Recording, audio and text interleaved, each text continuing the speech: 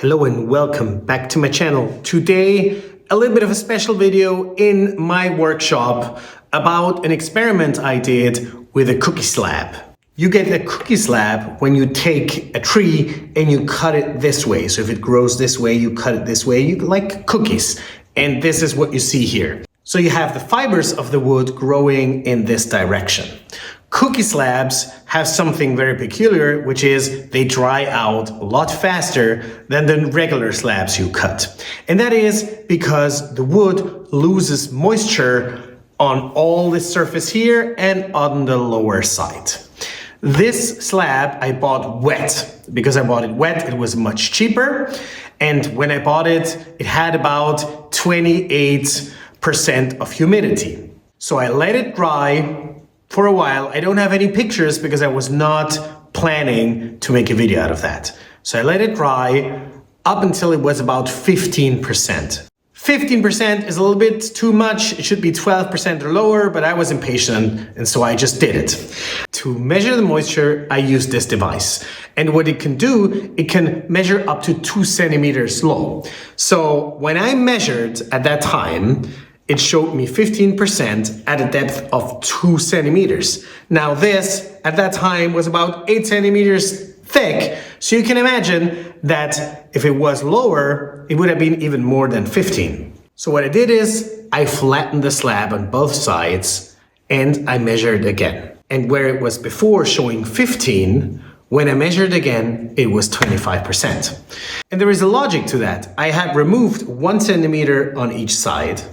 And because of that, the meter was now measuring deeper, and at that depth, it was again 25% of moisture, so it was still wet. I was kind of bummed. I let it sit there, air drying on both sides, air, for another 2 months or something like that. And now, if I measure it here, you can see it has about between 8 and 10% of moisture left.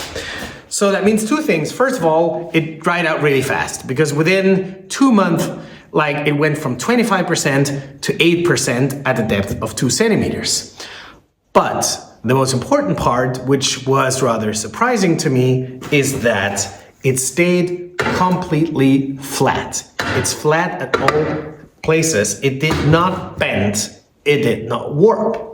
What happened is that it has cracks, as you can see here and here, but the cracks are on the sides. And that makes sense. That's how cookie slabs crack. They crack on the sides.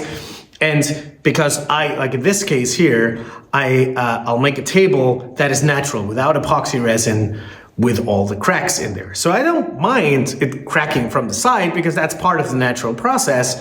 I don't want them to bend. And it didn't bend.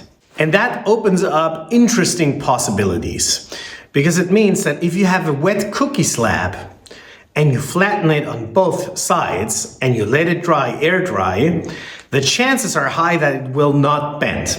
And by doing so, you're speeding up the drying process because you're removing unwanted material that you don't need because you're flattening it.